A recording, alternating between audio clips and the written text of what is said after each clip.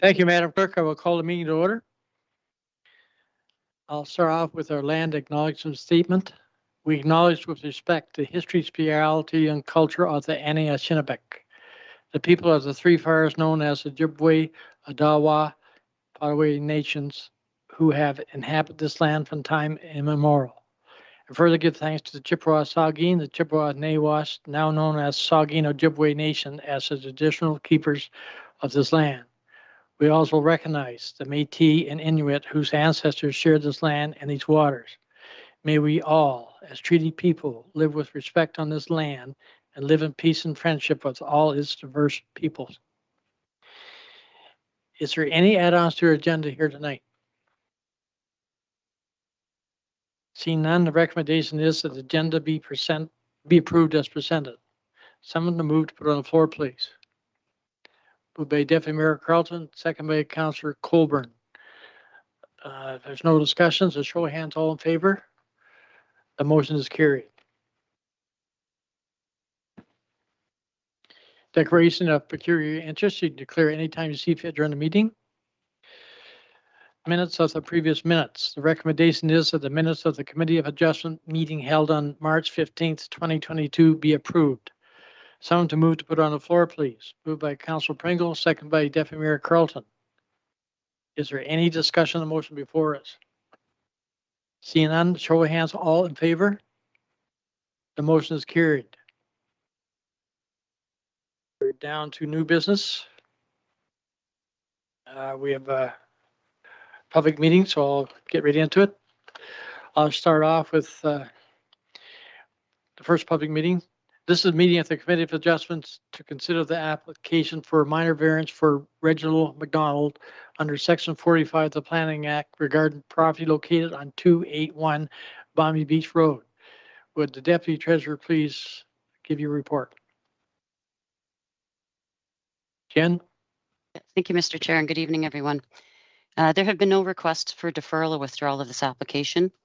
Notice of this minor variance hearing in accordance with Ontario Regulation 296 made under the Planning Act was given on February 28, 2022 by ordinary mail to all property owners within 60 meters of the property, which is subject to the application, and to all the required agencies.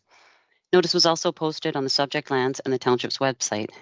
If you wish to be notified of the decision of the Committee of Adjustment, you must make a written request to the Secretary Treasurer of the Committee. Only a person or a public body that requests a notice of decision of the committee in respect to this proposed minor variance may submit an appeal. So this application is a minor variance application, and it requests relief from the provisions of the zoning bylaw to increase the total permitted lot coverage from 20% to 24%, and that's to permit the property owners to build a new detached dwelling.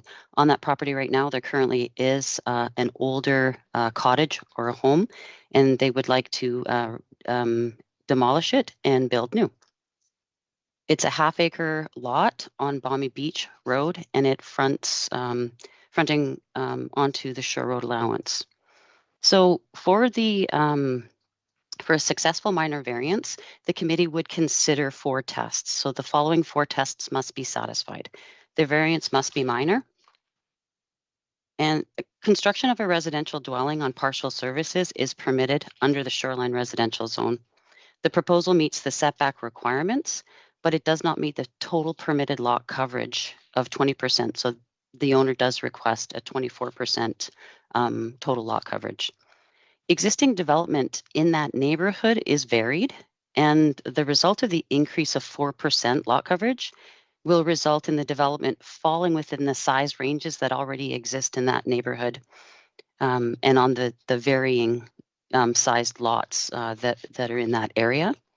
So as the planning report that you have before you, it concludes the variance is considered to be minor. It must be an appropriate or desirable use of the land, building, or structure. So the property is zoned for residential uses. The proposed new residential dwelling with an attached garage does meet all the applicable yard setbacks. It's going to be subject to grading, drainage, and private sewage servicing. Those will all be in accordance with the Ontario Building Code and agency permits. So the property is regulated by the Grey Sauble Conservation Authority. The third consideration is that it must maintain the general intent and purpose of the official plan. The property is designated inland lake and shoreline on Schedule A to the county official plan. That designation does permit low density residential dwellings and ancillary or accessory uses. The county official plan defers to the local zoning bylaw to address development provisions through zoning, including lot coverage.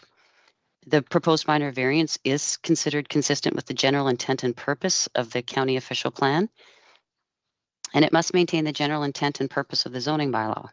So the intent of maximum lot coverage provisions within a zoning bylaw is generally to ensure that the property is not overdeveloped and that adequate space is maintained to accommodate technical and amenity uses of the property. So that's like the siting of private services, so the septic system, management of surface water, roof drainage, and the provision of on-site parking. The majority of the lands, which would be 76% of the property, will remain free and clear of buildings and structures. And together with standard yard and shoreline setbacks, the lands are anticipated to be able to accommodate necessary grading and drainage features, as well as the private sewage system. The variance upholds the general intent and purpose of the zoning bylaw. We circulated this application to all the required agencies and received comments from the County of Grey Planning and Development Department. Planning staff noted that provided the proposed dwelling is located outside of the mapped hazard lands, and positive comments are received from the Conservation Authority regarding proximity to Georgian Bay and the significant woodland that's across the street, the county generally has no concerns with the subject application. The Conservation Authority provided comments noting no objections to the described minor variance regarding the increase in lot coverage. However, based on their review of the site plan that was submitted, they are recommending that the township defer the decision on the application until a satisfactory site plan has been provided to address concerns identified through their review. So one of those concerns is the location of the 100-year flood line with the 177.9 meter elevation. Their comments further identify the potential presence of endangered and or threatened species on site, and note a consultation with the Ministry of Natural Resources has been recommended in this regard. The Grey Sauble Conservation Authority Risk Management Office, so the RMO, note that the property is located within the intake protection zone 2 for the East Linton drinking water system, and basically that fuel storage is prohibited. It's a prohibited activity. So we did circulate this application to all property owners within 60 meters of the subject property.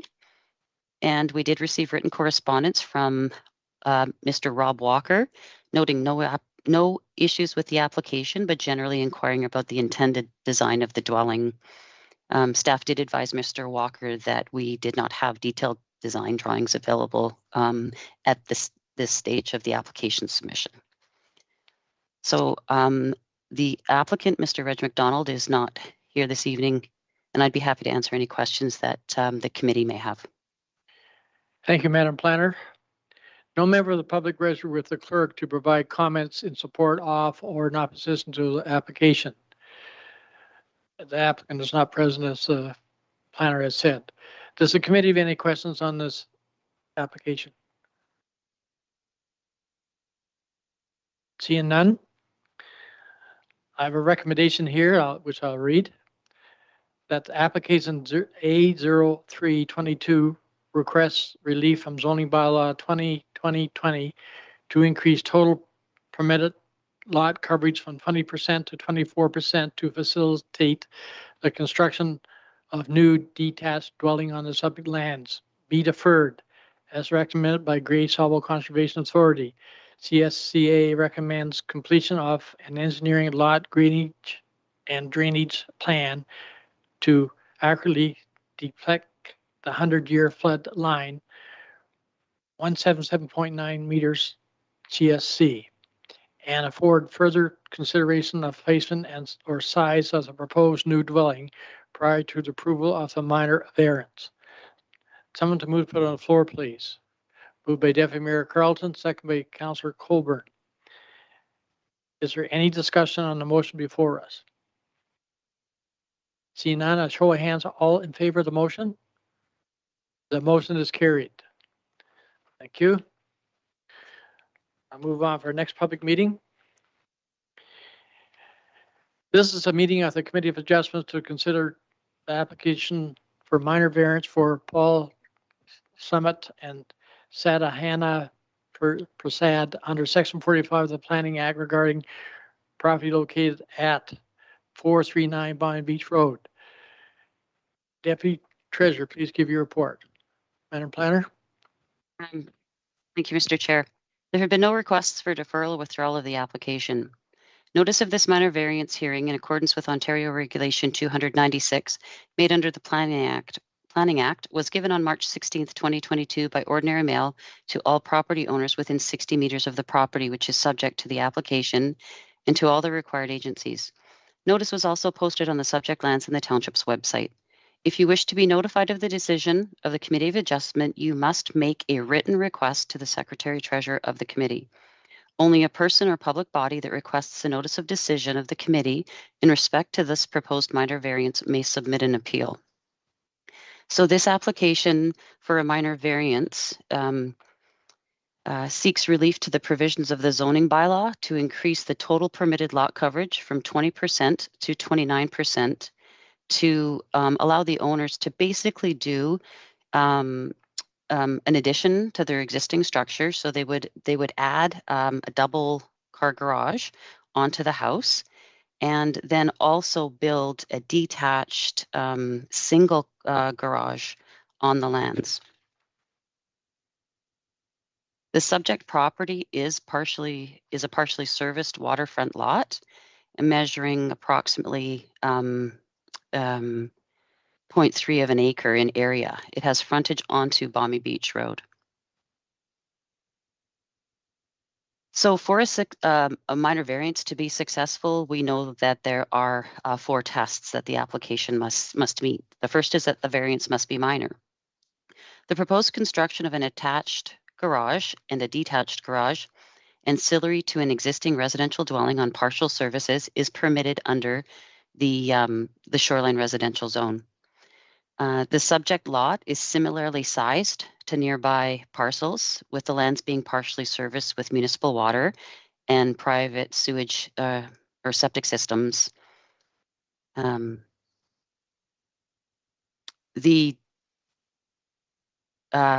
existing septic system will be reviewed at the time of the building permit application by our building department to make sure that it is sized appropriately. With this application, all yard setbacks will be met, and a detailed grading and drainage plan will be required as requested by municipal building and operations staff.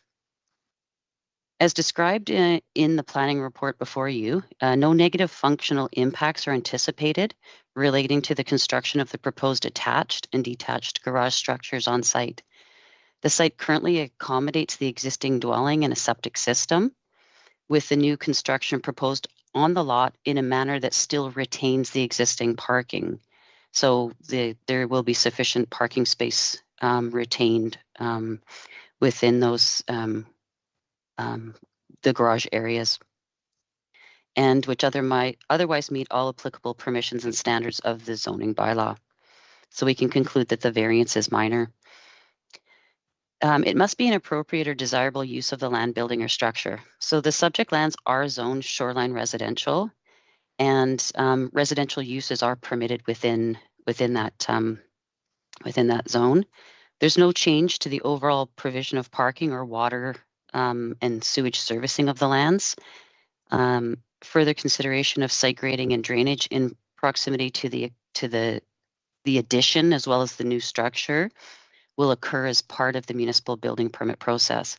So when the applicants, if approved by the committee, when the applicants come in with building permits, they will be required to submit a grading and drainage plan, as well as permits from the Conservation Authority.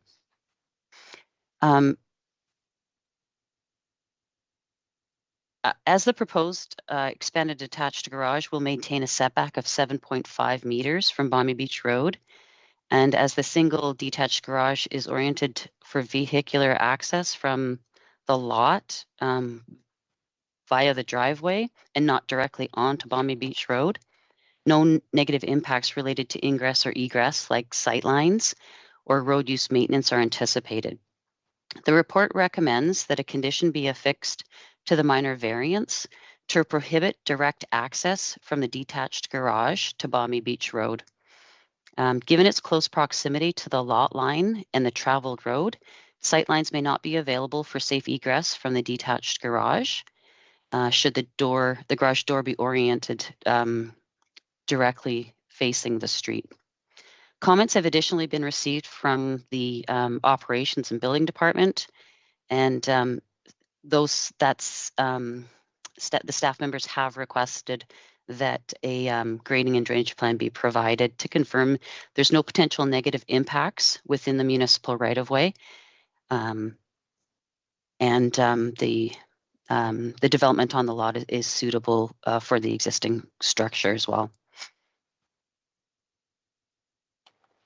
The third one is that it must maintain the general intent and purpose of the official plan. So in the County of Grey official plan, the property is located within the inland lake and shoreline designation. That designation does permit low density residential uses.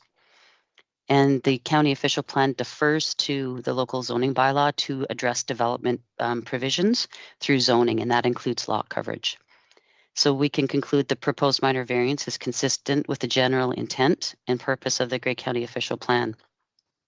It must maintain the general intent and purpose of the zoning bylaw.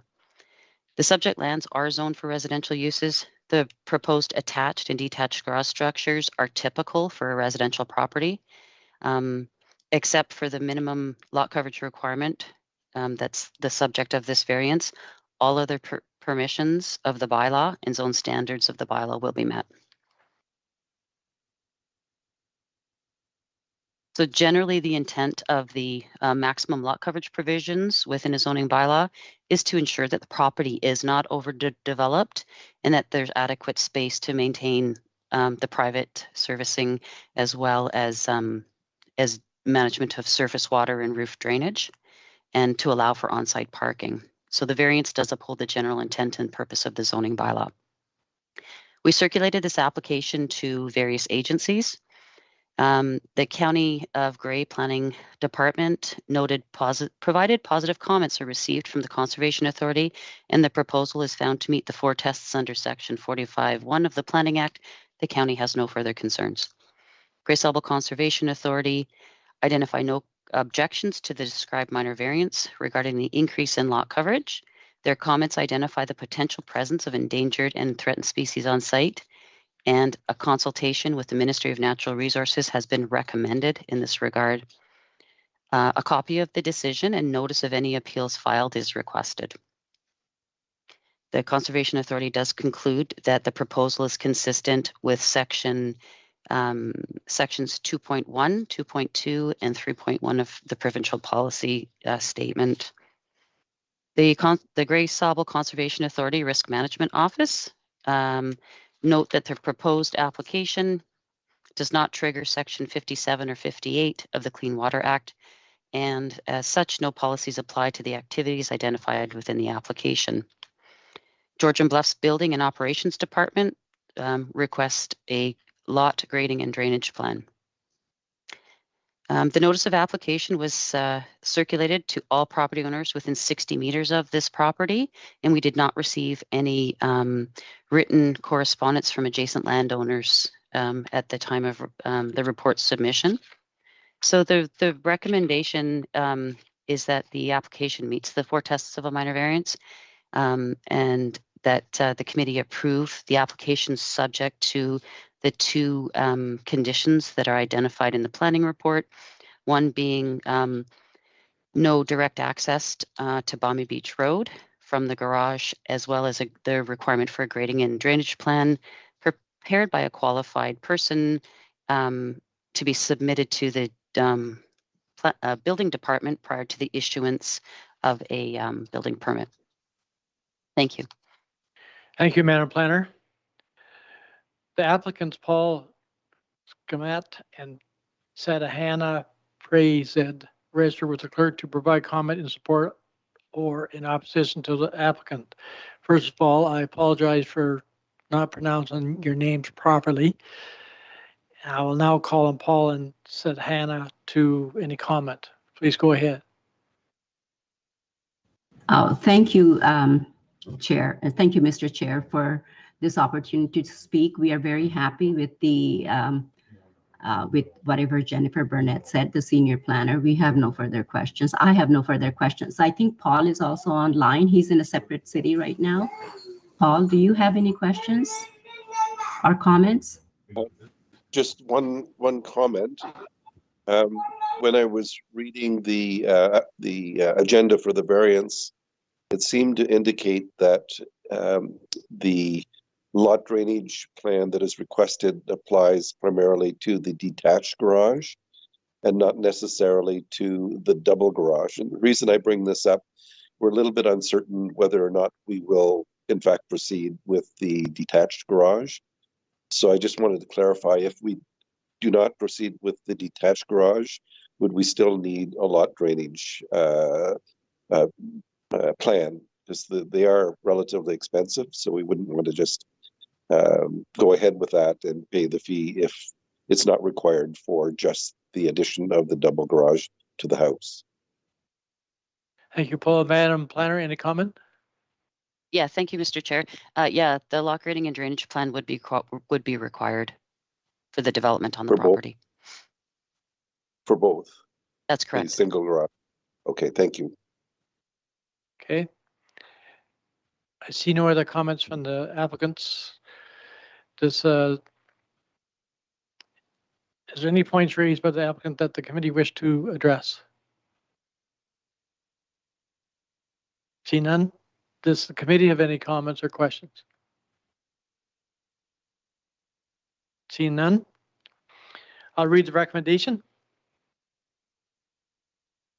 That applicant A0422 requests release from zoning bylaw 2020 to increase total permit lot coverage from 20 to 29% to facilitate the construction of a 51.24 meter square attached garage and a 8.64 meter square detached single garage on a partially serviced lot, satisfies the Ford test of minor variances required by the Planning Act RSO 1990 P13. It is recommended that application A0422 be approved subject to the following conditions. 1. In order to maintain safe egress, no garage door vehicle access from the proposed single detached garage may be orientated nor directly accessed from Boundary Beach Road. 2. A gradage and drainage plan prepared by a qualified person and illustrating no negative drainage impacts to the municipal right-of-way or adjacent properties be provided to the satisfaction of the Township of Georgian Bluffs prior to issuance of a building permit for the proposed detached garage. Someone to move to put on the floor, please. Moved by Councillor Pringle, second by Deputy Mayor Carlton. Is there any questions on the motion before us? Seeing none, a show of hands, all in favor? The motion is carried. I will now call for adjournment of this public meeting. Moved by Deputy Mayor Carlton that we adjourn. I'm going to move on to our next public meeting. This is a meeting of the Committee of Adjustments to consider the application for minor variance for Cindy and Ray Resworm under Section 45 of the Planning Act regarding property located at 280200 15th Side Road. Madam Planner, please go ahead with your report. Thank you, Mr. Chair. There have been no requests for deferral or withdrawal of the application. Notice of this minor variance hearing in accordance with Ontario Regulation 296 made under the Planning Act was given on March 16th, 2022 by ordinary mail to all property owners within 60 meters of the property, which is subject to the application, and to all the required agencies. Notice was also posted on the subject lands and the township's website. If you wish to be notified of the decision of the Committee of Adjustment, you must make a written request to the Secretary-Treasurer of the Committee. Only a person or public body that requests a notice of decision of the Committee in respect to this proposed minor variance may submit an appeal.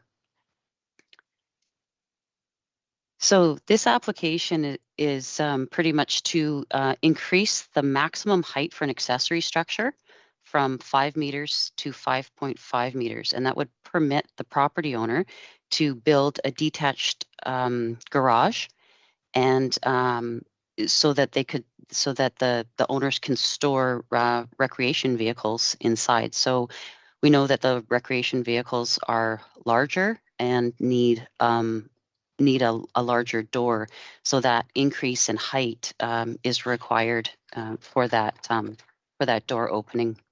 The property fronts onto side road or 15 side road, and it's about 1.3 acres. It has an existing residential dwelling, and the lands surrounding the property are predominantly used for rural residential purposes. So we know that for a minor variance to be successful, the following 4 tests must be satisfied. The variance must be minor. The property is zoned rural, and the proposed accessory structure is permitted within the rural zone. On a rural lot of less than 2 acres, they're considered non-farm residential, and they're subject to the same maximum height requirements for accessory structures as a residential lot is. So that's the 5 meters. The requested increase in permitted height is intended, as I mentioned, to accommodate a taller garage door to allow for recreation vehicles to be parked there. So what this, the effect of this application would be to increase the height by 0.5 meters, which is 1.64 feet overall, relative to that 5 meter standard. The proposed structure is to be located in the rear yard behind the existing dwelling, and will comply with all applicable yard and lot coverage provisions specified in the zoning bylaw. The backyard and many of the adjacent lots are partially or predominantly treed. This, together with a 56-meter setback of the structure from the street, is expected to provide at least partial visual buffering of the structure from the road, nearby lots, and dwellings. No significant visual character impacts are anticipated. The variance is minor. The second test is that it must be an appropriate or desirable use of the land, building, or structure. So the subject lands are zoned for rural, residential, and accessory uses, including the detached buildings and structures. The proposed building otherwise complies with the sizing and siting standards of the zoning bylaw and could be constructed without the minor variance if the maximum height provisions of the bylaw were met.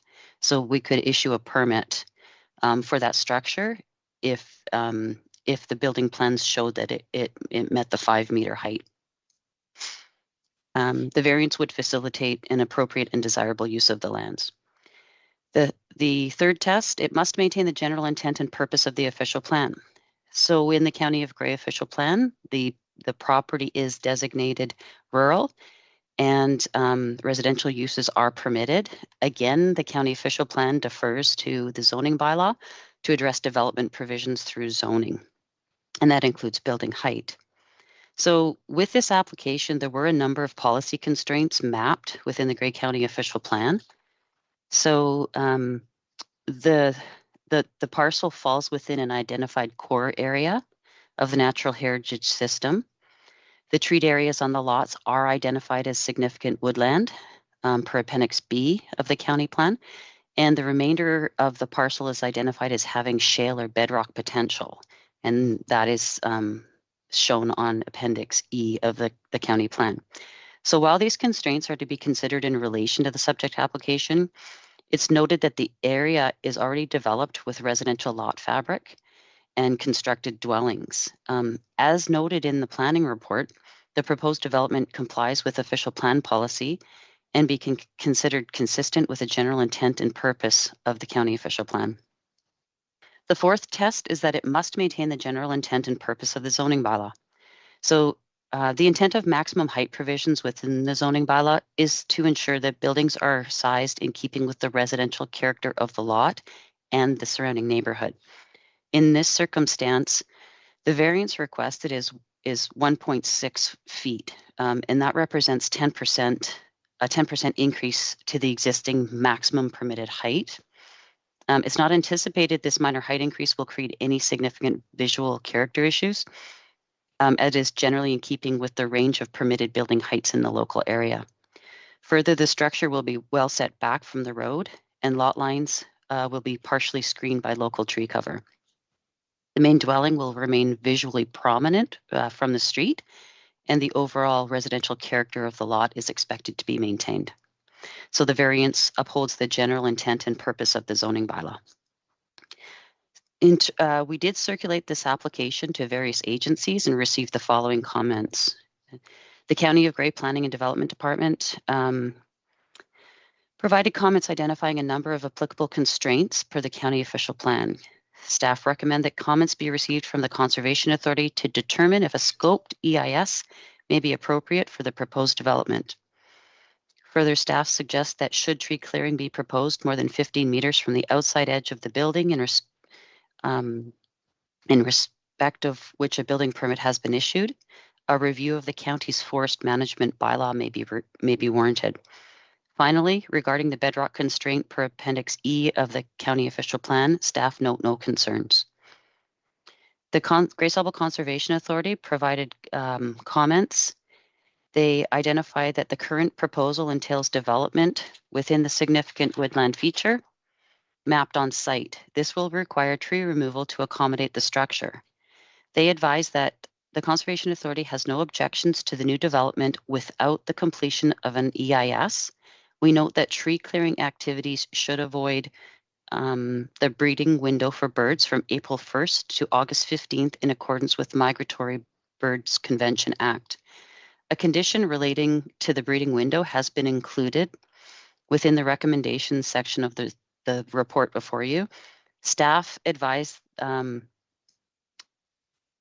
don't have specific concerns regarding the siting of the lands within the core area, provided the bird breeding window timing is adhered to. So finally, staff conclude that the GSCA has no objections to the approval of the minor variance application regarding the increase in building height. The Conservation Authority does conclude consistency with sections 2.1, 2.2, and 3.1 of the PPS, and notes that Ontario Regulation 15106 does not apply to the proposed development. The Grey Sauble Conservation Authority Risk Management Office, note the property is not located within a vulnerable source protection area where source water protection plan policies apply, and they have no comments under the Clean Water Act. We did circulate the application to all property owners within 60 meters of the subject property. Written comments were received from neighbors Ryan Dixon and Kristen Stewart regarding the application, noting that they have no issues with the project. So the recommendation is to approve the application subject to one condition, and that is that the owner provide a signed affidavit to the township confirming tree clearing activities will be scheduled to avoid the breeding windows for birds. Thank you, Mr. Chair. Thank you, Madam Planner. The applicant, Ray Rustworm, registered with the clerk to provide comments in support of the applicant. Ray, please go ahead if you're there. Yes, good afternoon. Thank you for the opportunity to allow me to speak today. I just wanted to be available in case there were any questions in regard to this application that I could maybe help answer. As well stated, the small increase in height is in fact to accommodate our RV trailer to be able to get it inside. Other than that, if there are no questions, I again thank you for your time and consideration in this matter. Thank you, Ray. I'll now open the floor up to the committee. Does the committee have any comments or questions? Seeing none, I'm going to move forward with the recommendation. Application A0522 requesting relief from zoning bylaw 2020 to facilitate the construction new detached garage having a height of 5.5 meter versus the stipulated maximum height of 5 meters set out by the bylaw, satisfy the 4 tests of Meyer variance as required by the Planning Act RSO 1990 P13. It is recommended that application 0A0522 be approved subject to the following conditions. 1, that prior to the issuance of any building permit, the owner shall provide a signed affidavit to the Township of Georgian Bluffs confirming that the tree clearing activities will be scheduled to avoid the breeding windows for birds from April 1st to August 15th in accordance with the Migratory Bird Conservation Act. Someone to move to put on the floor, please. Moved by Councillor Pringle, second by Councillor Colburn. Is there any discussion on the motion before us? See none. A show of hands, all in favor? Opposed, the motion is carried. I'll now ask for adjournment of this public meeting. Moved by Councillor Colburn that we adjourn. So moving right line, I'll go to our next public meeting. This is a meeting of the Committee of Adjustment to consider application for consent. Escarpment Biosphere Conservatory under Section 53 of the Planning Act regarding property located at 210194 Burgess Road. Madam Planner, please go ahead with your review. Thank you, Mr. Chair. There has been no request for deferral or withdrawal of the application. Notice of this consent in accordance with Ontario Regulation 197/96 made under the Planning Act was given on February 28th, 2022 by ordinary mail to all property owners within 60 meters of the property which is subject to the application and to all the required agencies. Notice was also posted on the subject lands and the Township's website. If you wish to be notified of the decision of the Committee of Adjustment, you must make a written request to the Secretary-Treasurer of the Committee. Only a person or public body that requests a notice of decision of the Committee in respect to this proposed consent may submit an appeal. So this application proposes basically to sever off 25 hectares to transfer to the Escarpment Biosphere Reserve for use as a nature preserve. And the retained parcel is approximately 9 hectares, and it contains an existing dwelling, a pool, and accessory building. For this application, the lands do fall within the Niagara Escarpment Plan area. So the Township of Georgian Bluffs zoning provisions do not apply to this property.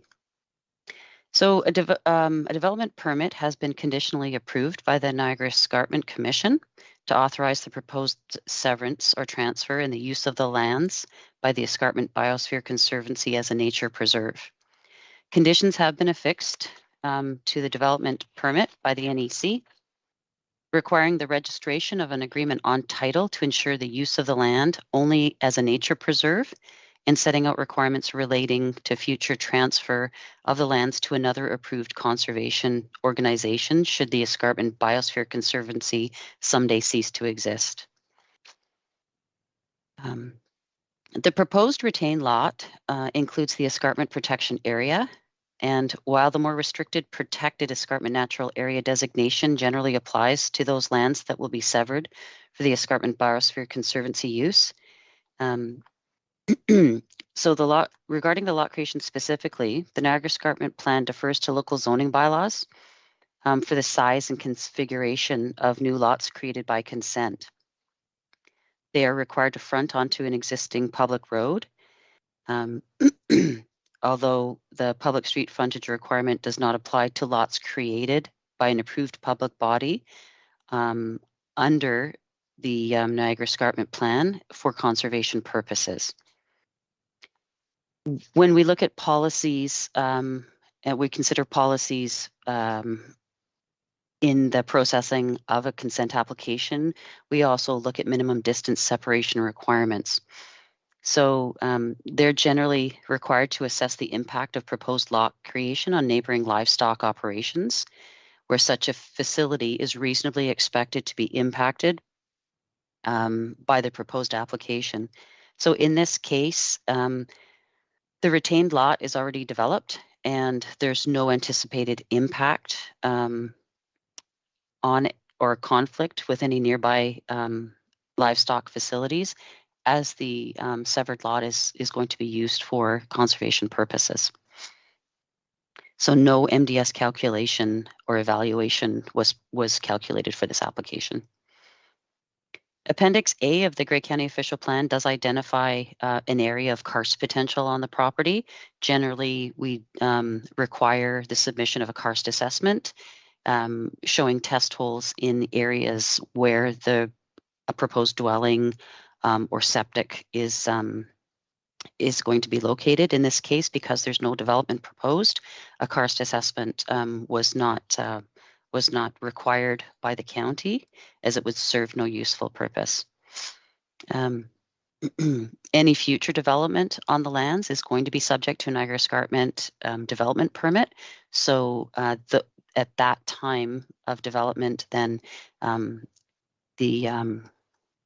karst assessment would be required. Appendix B of the County Official Plan identifies areas of significant woodland, areas of natural and scientific interest, other wetland, and provincially significant wetland on the lands. Schedule C of the county plan does identify that the majority of the lands fall within a core area of a natural heritage system.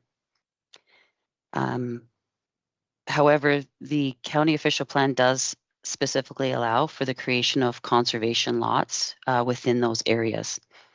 Further, the section that speaks to environmental impact studies allows an EIS to be waived where the site conditions for development are such that the preparation of an EIS would serve no useful purpose. So as there's no development and the lands are intended for preserve, there's no need to, there's no useful purpose in conducting an EIS. So the proposed lot sizes do not conflict with the intent of the township's zoning bylaw. The proposed 9-hectare retained lot would be considered undersized by the agricultural use category in our bylaw. In the zoning bylaw in the rural zone for an agricultural use, the minimum lot size is 20 hectares. However, we do have a provision for non-farm residential lots to be a minimum of 0.8 of a hectare. So in conclusion, staff would find the application to be consistent with provincial policy, the Niagara Escarpment Plan, and to generally conform to the County of Grey official plan. We did circulate this application to various agencies, the Grey Sauble Conservation Authority, conclude they have no objection to the subject proposal for the described severance. They request notice of any decision made by the Township of Georgian Bluffs with regard to the subject application. Grey County Planning advised that given that no development is proposed through this application, the county has no significant concerns at this time. It is additionally recommended that comments be received from the Conservation Authority regarding the proposed severance, and further that should development be proposed on severed or retained lands, an EIS be completed to address core area, significant woodland, ANSI, wetlands, and karst constraint mapping applicable to the lands. Hydro One provided comments advising that they have reviewed the documents and have no comments or concerns at this time. Enbridge Gas identified that they do have service lines running within the area, which may or may not be affected. If they are, the property owner will be required to pay to relocate the lines. The Risk Management Office noted the property is not located within a vulnerable source protection area where significant threat policies apply. They have no further comment. Saugeen Ojibwe Nation advised that their as there is no development proposed, they have no further comment.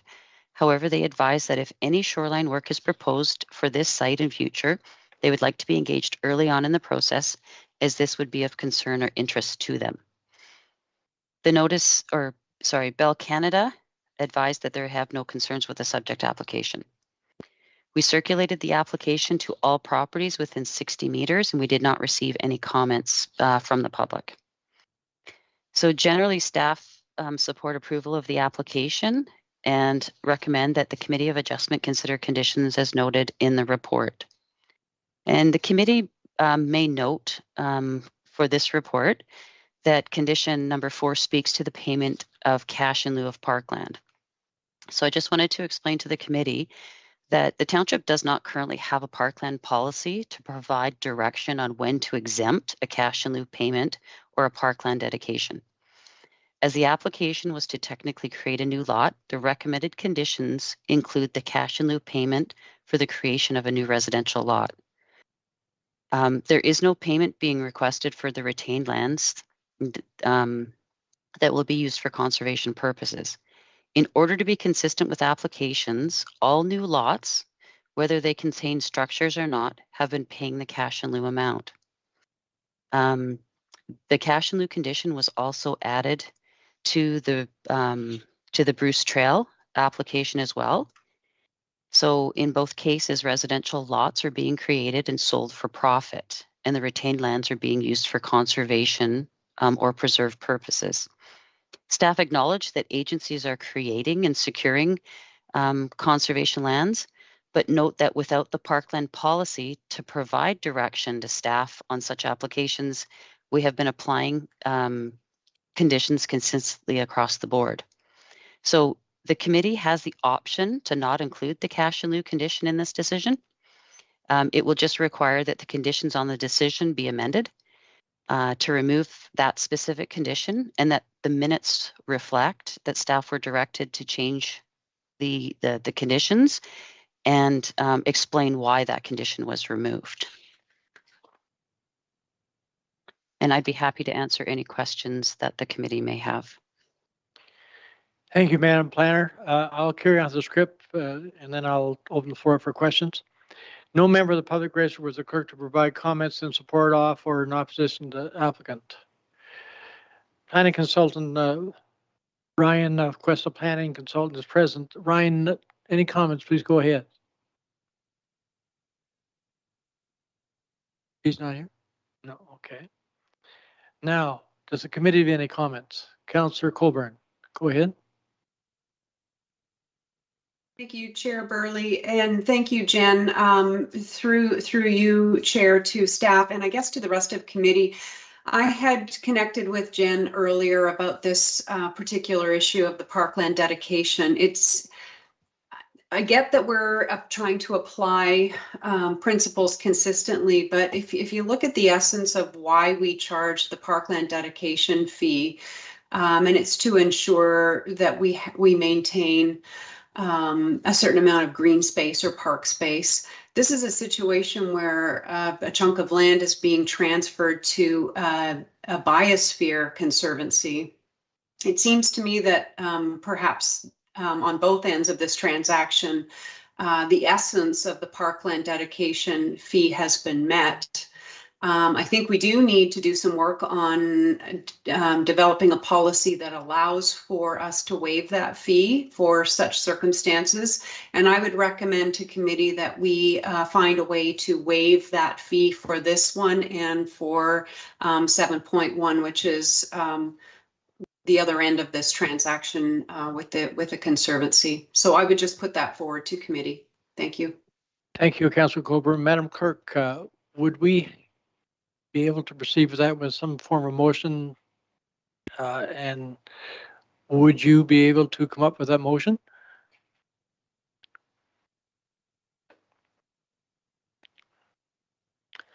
Yep. So I am just prepping that.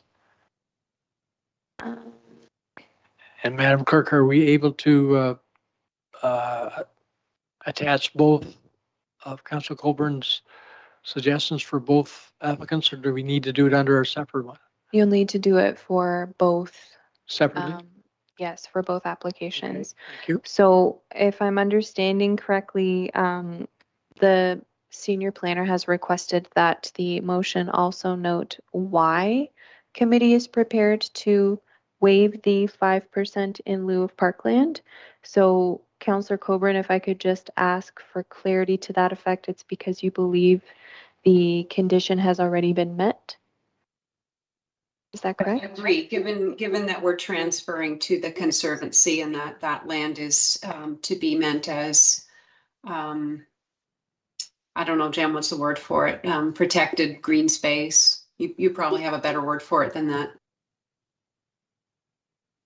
It's lands for conservation, and one will be part of the Bruce Trail, so it's recreational space as well. Thank you. Certainly like to put the clerk on the spot.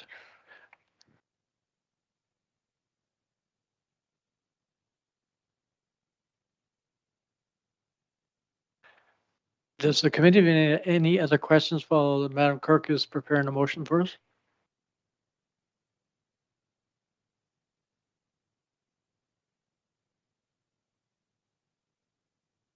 So Madam Clerk, I should be able to proceed with the motion I have before me.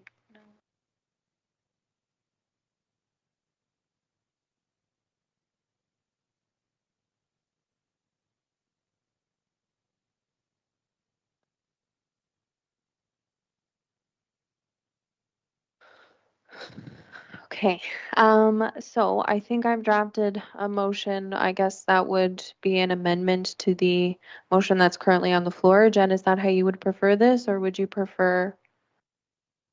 What do you need? Yes, so the motion that's currently on the floor.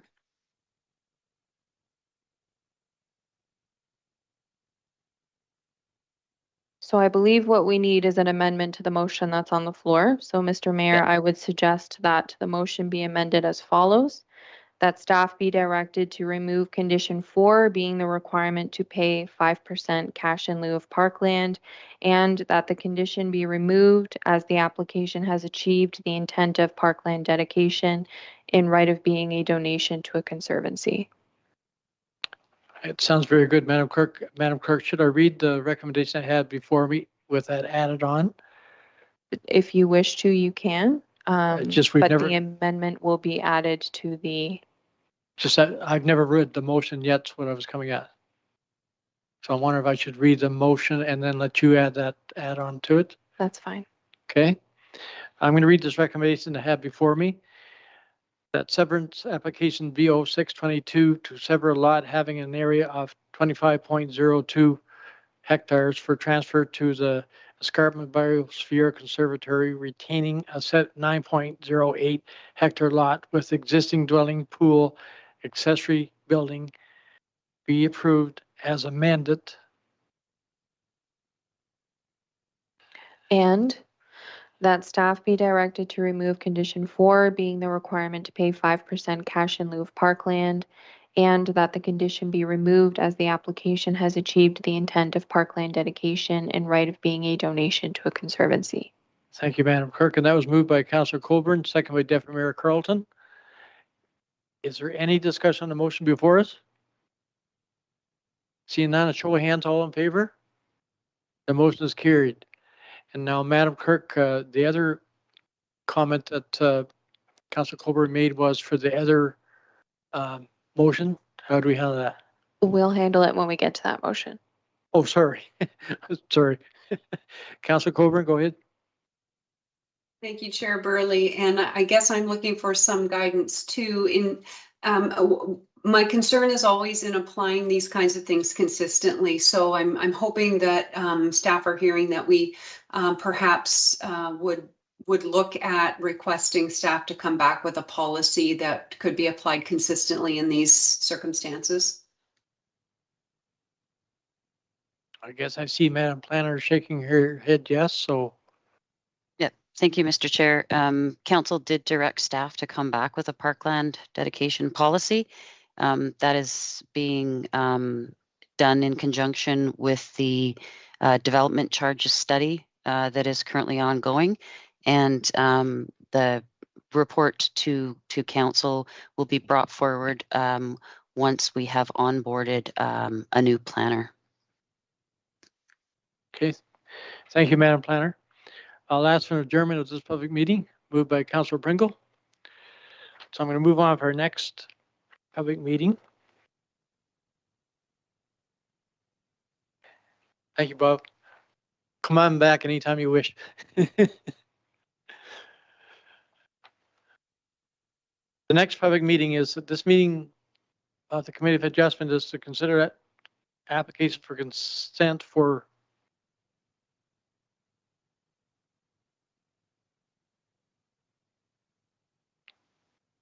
Rander, Chada, and Colleen Newell under Section 53 of the Planning Act regarding property located at Part 11 Jones Road. Madam Planner, please go ahead. Thank you, Mr. Chair. So there has been no request for deferral or withdrawal of the application. Notice of this consent in accordance with Ontario Regulation 197/96 made under the Planning Act was given on February 28, 2022 by ordinary mail to all property owners within 60 meters of the property which is subject to the application and to all the required agencies. Notice was also posted on the subject lands and the township's website. If you wish to be notified of the decision of the Committee of Adjustment, you must make a written request to the Secretary-Treasurer of the Committee. Only a person or public body that requests a notice of decision of the Committee in respect to this proposed consent may submit an appeal.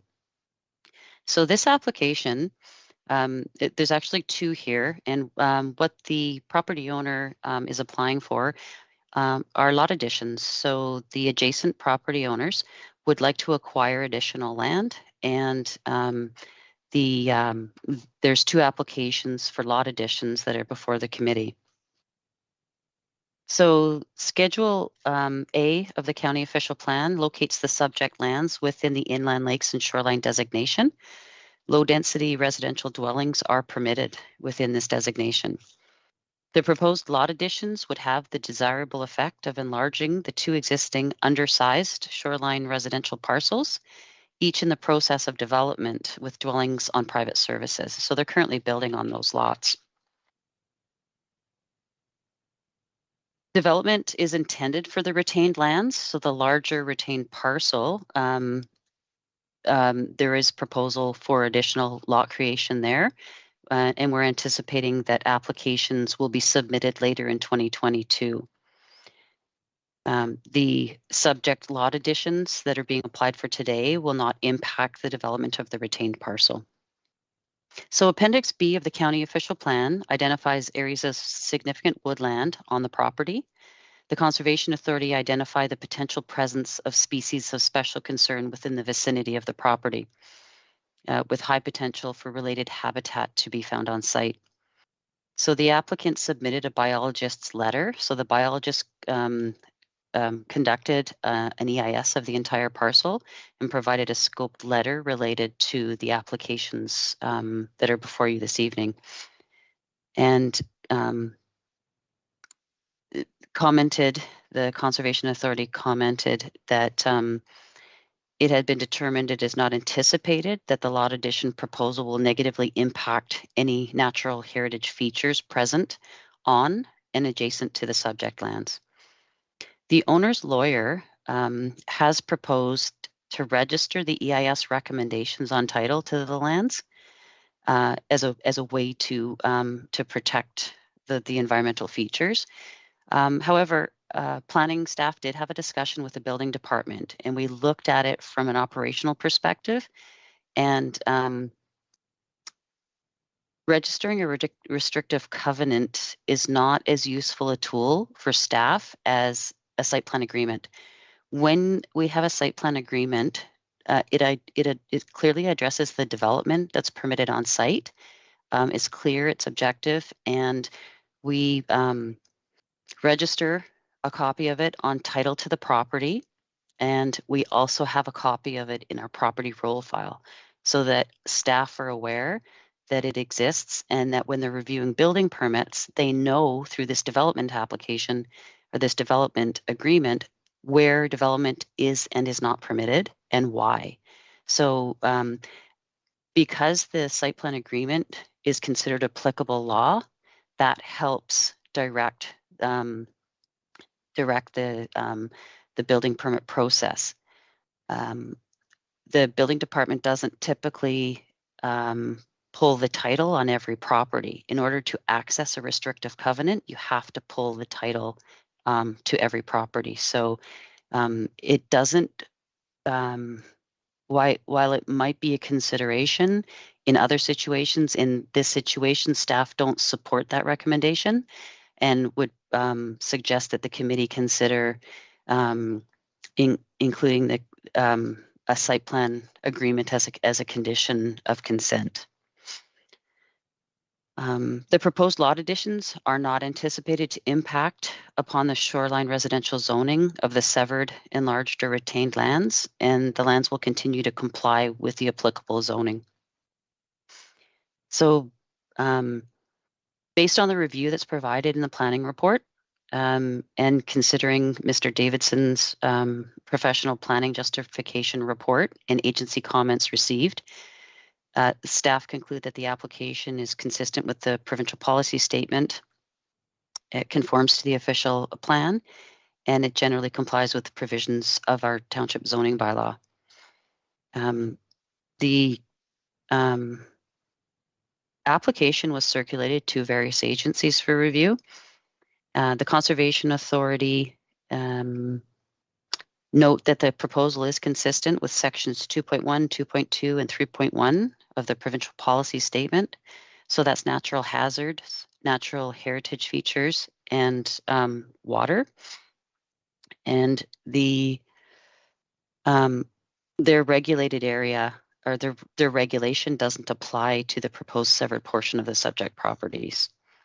Within their comments, Conservation Authority staff highlight the potential presence of species of special concern within the vicinity to the property, with high potential for related habitat to be found on site. And while the proposed severances appear to be located within the 120 meters adjacent lands of map significant woodlands and natural features with habitat potential, they note that through the review of the biologist letter provided with the application package, it has been determined that it is not anticipated that the lot addition proposal will negatively impact the natural heritage features present on and adjacent to the subject property. They have no objection to the consent applications and request a copy of the decision and any notice of appeals filed. The Grey County Planning and Development Department staff identified that certain provisions within the planning justification report and the biologist letter should be attended to. So those were specifically stormwater drainage and tree retention. And they recommend comments be received from the local conservation authority in this regard. The county staff are requesting a road widening as a condition of consent, and that has been added as a condition at the end of the report. Bell Canada, note no concerns. Hydro One, note no concerns. The Risk Management Office, note the property is not within a sensitive source protection area where policies apply. They have no further comment. The notice of complete application and public meeting was circulated to all property owners within 60 meters of the subject property. At the time of writing the report, we didn't receive comments from any residents. However, I did receive an email submission from Shelley Wilkin Block. And Shelley identifies that my parents and I are property owners at 226 and 224 Old Mill Road. We do not have concerns specifically related to the lot additions at 214 or 218 Old Mill Road. However, we are concerned about any future land development related to Part 11 Jones Range. So Ms. Wilkin Block is referring to the development that is proposed on the retained parcel. So as I noted, we haven't received an application for that portion of the property at this point. So the recommendation is to approve both applications for lot additions, subject to the conditions that are identified in the report. Thank you, Mr. Chair, and I'd be happy to answer any questions. Thank you, Madam Planner. The applicant, Colleen Newell, and agent Ron Davis registered with the clerk to provide comments in support of or in opposition to the applicant. Ron, are you there? You are. Go ahead, Ron. Yes, good evening. Thank you, Mr. Chair, committee members. I'll be brief. So it's Ron Davidson. I am the planning consultant working on behalf of the owners on this double lot line adjustments. Jen did a thorough job going through this. It's a very, very straightforward set of applications. What we have here are two lots that are there, as Jen said, there's houses being built on both at this time. Those lots, though, are relatively small, certainly by your zoning bylaw standards, but they did qualify as building lots because they were existing lots of record. So what we're doing with this double lot line adjustment is essentially increasing the size of the one lot by about 100%, increasing the size of the other lot by about 150%. So that's a good thing. So that's really all we're dealing with today. I understand Jen's position, or the staff's position, with regard to what things can and should be registered on title. Jen did talk to me about this matter, and we're not going to contest that. There are site plan agreements already in place for those two existing lots, and those agreements can be amended or added to include the very simple recommendations from the environmental impact study. So at the end of the day, that's really not a big deal. So yeah, it's again, very straightforward set of applications, and that's it for my comments. Thank you, Ron. Does the committee have any comments or questions? Councillor Colburn, go ahead. Thank you, Chair Burley. And I guess through you to our senior planner, and I must apologize, my screen froze and I think I lost sound for a little while. So if you addressed this while that was happening, Jen, I do apologize. I noted, I believe this is the report that notes the county comments about injuring or destructing trees on lands, and that they're recommending consulting with the county's forestry management bylaw. I'm just wondering if you can give us a sense for why that recommendation is in there. Do we foresee this being an issue? And how do we be proactive in this particular regard if that is a concern? Madam Planner, please go ahead.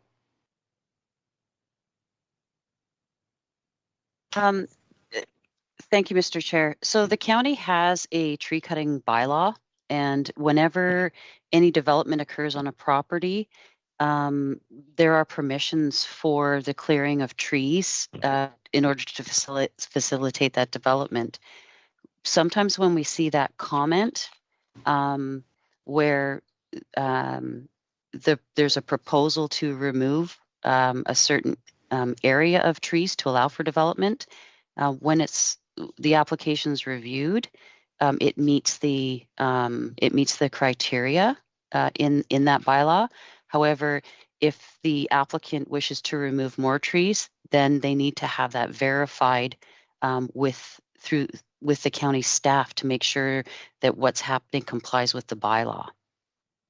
So while it's not, it's an advisory. It's more of an advisory caution. Thank you, Madam Planner. Councillor Colburn, any follow-up? Yes, thank you. I understand that. How is it that is communicated to the property owner so that, I guess it's just a process question because I don't know. how is that communicated to the property owner so that we don't have a situation where someone has violated that particular bylaw and it's too late? Just wondering if you can fill me in on that, Jen. So through Planning Act applications, the property owner would be advised and notified of all the comments that are received. And they also are notified when the staff reports are available on the website. If it's outside of a Planning Act application, I'm not sure how that works. I've never been part of that process. Okay, does that answer your question, Councillor Coburn? Does the committee have any other questions? Seeing none, I'm going to read the recommendation. That severance application B0722 for lot additions to the adjacent property at 214 Old Mill Road be approved, subject to the recommended conditions identified herein. That severance application B0822 for lot addition to the adjacent property at 218 Old Mill Road be approved, subject to the recommended conditions identified herein. Someone to move, put on the floor, please. Moved by Deputy Mayor Carlson, second by Councillor Pringle. Is there any discussion on the motion before us? A show of hands, all in favor? The motion is carried.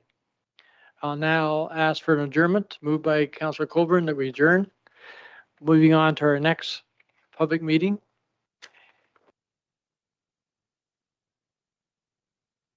And I'll follow through. I'm just a little confused with I'll just follow through. Okay. Excuse me, Mr. Chair. You go ahead, Madam Planner. This is not an additional public meeting. It is under unfinished business. Okay, thank you, Madam. That's why I'm sort of a bit confused. I have a planning application in front of me. Should I just ignore that and move on with the agenda? My apologies. We have given you a script from before. Okay, thank you. I'm right sometimes. Okay, we're down to, that's the last of our public meeting, so I'm down to our unfinished business. And I'm going to read this recommendation I have before me. Application B0422 for concession 14, lot 29, WPT LT 20 is consistent with the provincial policy statement PSC 2020 and Niagara Escarpment Plan NEP generally confirms to the applicant official plan. It is recommended that application B0422 be approved subject to the conditions outlined herein. Someone to move to put on the floor, please. Moved by Councillor Pringle, second by Councillor Coburn. Madam Planner, please go ahead. Thank you, Mr. Chair. So this application was presented last month to the committee, and it was deferred as the comments from the Niagara Escarpment Commission had not been submitted by the report submission deadline. So a full policy review was provided in the initial report, and we have since received confirmation from the Niagara Escarpment. Please consider this email as confirmation that Niagara Escarpment staff have no objection to the proposed severance as described in the attached documents. The proposed severed parcel is developed with a barn, dwelling, and Quonset hut. No development is proposed on the severed or retained parcel, and both parcels have road frontage. The proposal is not in conflict with the Niagara Escarpment plan, and a development permit is not required from the Niagara Escarpment Commission. So just in conclusion, the NEC staff through that email have confirmed that the proposed severance is supported by the Niagara Escarpment plan. And further to the planning report submitted and considered by the committee in March, the application is consistent with the PPS, the Niagara Escarpment plan, and generally conforms to the applicable official plans. The recommendation is that the committee approve the application subject to the conditions noted. And as staff, I will acknowledge that condition number 4 is to be removed. I'd be happy to answer any questions from the committee. Thank you. Thank you, Madam Planner. And condition 4 was, what was condition 4? My apologies, Mr. Chair. That is the condition for the payment of cash in lieu of parkland. Okay, I just wanted to confirm that. Now I Thank would you. go back to Madam Treasurer or Madam Clerk. How would you like to proceed with that? Thank you, Mr. Mayor. So should a member of committee be willing to move the following amendment, it will read the same as the previous amendment under the previous application, being the addition of the following: that staff be directed to remove condition 4, being the requirement to pay 5% cash in lieu of parkland, and that the condition be removed as the application has achieved the intent of parkland dedication and right of being a donation to a conservancy. Thank you, Madam Clerk. That was moved by Councilor Pringle, second by Deputy Mayor Carlton. Is there any discussion on the motion before us? Seeing none, a show of hands, all in favor? Thank you. And I do not believe we voted on the main motion. Sorry. Now on the main motion, which I read, it's been moved and seconded. So a show of hands, all in favor of the motion. That motion is carried too. So we have no other business here tonight. Our next Committee of Adjustment meeting is set for May 17th at 5 o'clock. Is there, since there's no other business, I'll ask for adjournment of this meeting. Moved by Councilor Pringle, second by Councilor Colburn, that we adjourn. Show of hands, all in favor. It is carried. Thank you, everybody.